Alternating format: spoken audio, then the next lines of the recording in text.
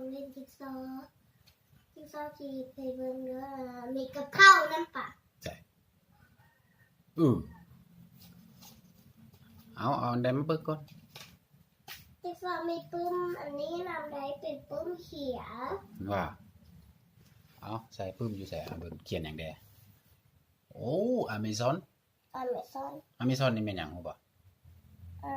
กาแฟนกแก้วโอ้อเมซอนมันกาแฟนกแก้วกาแฟอเมซอนน่ะอันนั้นได้แม่นหยังอันนี้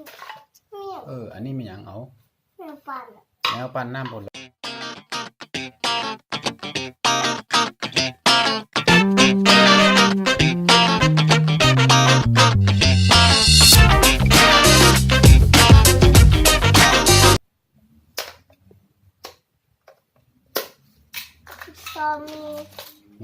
มีสร้อยนำโอ้สร้อยอย่างนี้สร้อยน้ำโซกบ่พ่อแม่นั่นนี่แม่นกำไรว่าตัวใดขาดทุนกำไรนำโอ้เอามาใกล้ๆเอามาให้เบิ่งดูโอ้งามเด้ใส่เลยกำไรนะเป็นตาอยู่ใส่เมื่อวานนี้ซื้อเป็นตาใหม่ตัวใดเอามารีวิวให้เบิ่งแน่เดี๋ยวไปเอากันอันนี้ใส่โอ้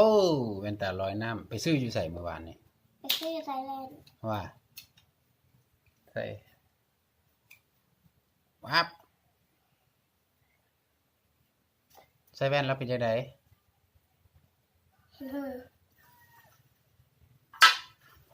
โอ้งามใส่ตัวซื้อเมื่อวานนี้เป็นตัวใดตัวนี้ใส่มาโชว์ให้เบิ่งดู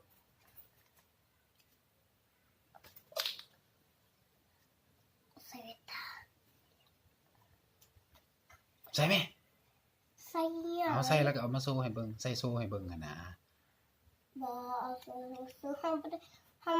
ามาให้เบิ่งของเล่นบ่แม่นว่าคิดแม่ใส่โซแม่นบ่โอเคเอามีตัวใดอีกเล่นมักเล่นนะที่โซกามีอันนี้นะแบบว่าเป็นโจรสลัดแต่ว่ามันบ่มีอันนั้นเสียบเบิ่งดูเครื่องเล่นน่ะมุนมาแล้ว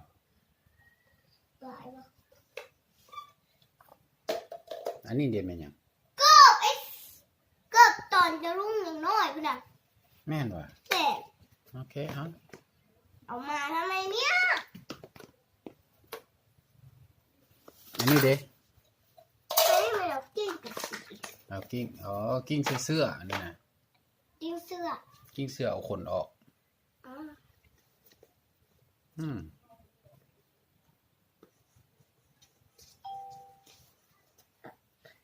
อันนี้เด้แม่นหยังอันนี้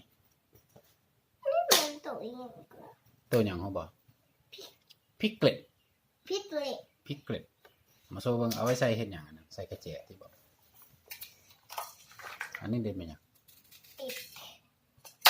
โอ้พิกเกล็ดกับผู้อยู่นำกัน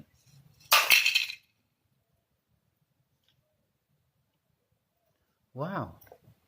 งามเลยพิกเกล็ดอันนี้นะพิกเกล็ดกับหมีภูแม่นแล้วพิกเกล็ดกับหมีภูเอาไม้ห้องเพลงไว้เอาไม้มาห้องเพลงได้บ่เห็นไม้ว่ะ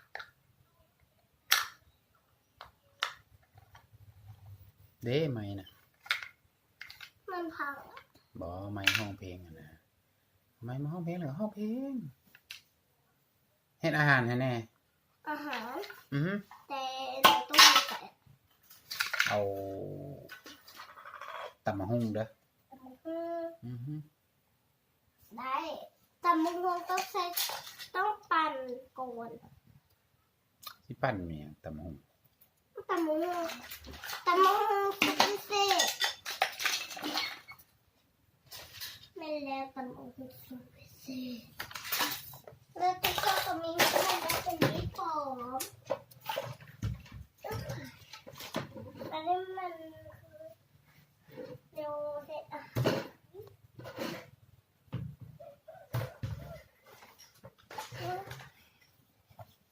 เห็นยัง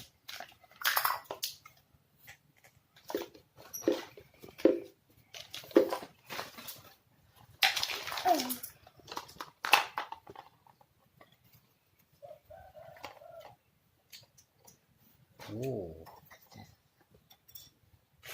เครื่องนึงเราเท่าไหร่เนาะ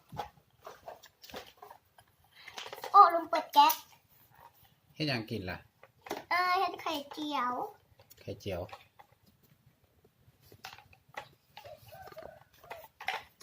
อ่ะ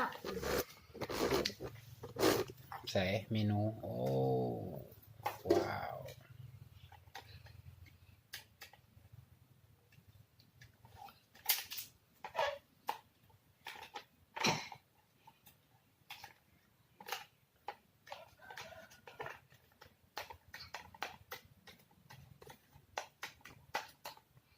แล้วเหรอ อย่างนั้นนะ ใส่แอปเข้าเด้อแอปเข้าอยู่ทางหลังนะเด็กพุ่นแอปเข้าเอาเข้ายัดใส่แอปให้แน่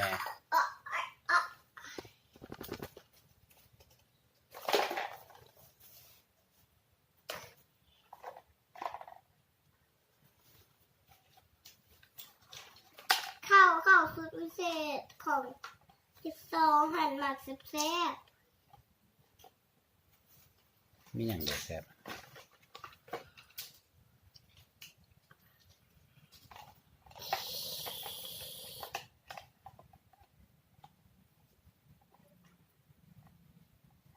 นี่ไง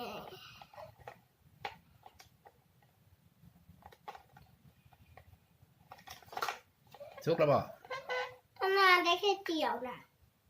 ว่า สุกแล้ว ใส่จานมา จาน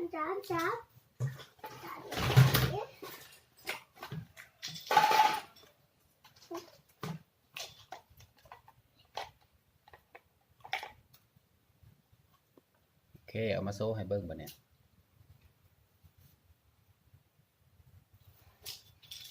ใส่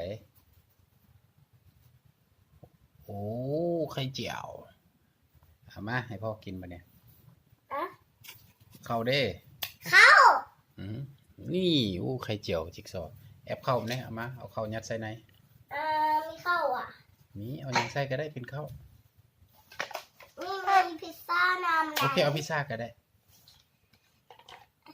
นี่เมนูพิเศษของจิ๊กซอว์ เฮ็ด ต้อง หยัง มี วะ ข้าวไข่เจียวข้าวอยู่ใส่อ้าวข้าวอยู่ใส่แล้วกินแล้วลาไปก็ได้ว่า เด้ เป็นยัง แอปเข้า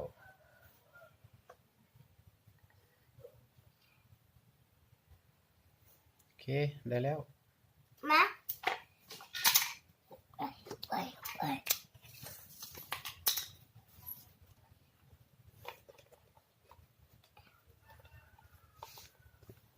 ไข่ทอดแบบนี้ล่ะไข่ทอดสุกแล้ว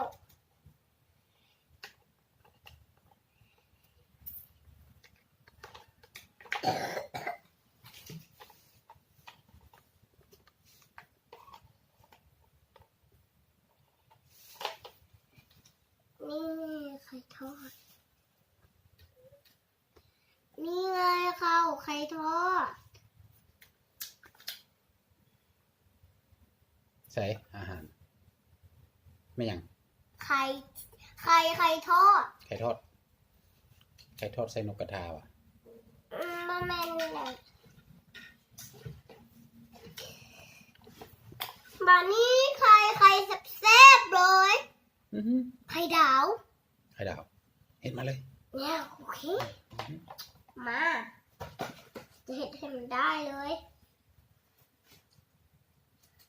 ก็ต้องผักเห็ดออกจากพิซซ่า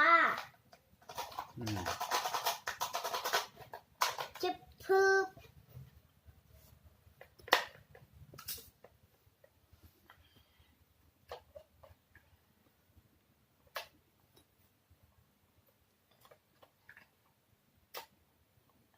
นี่ว่ะเมนูไข่ดาวโอ้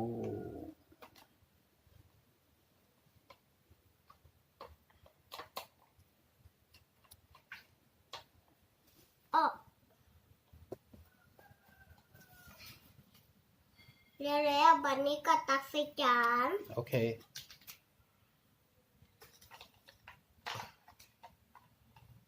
จุ๊บจุ๊บ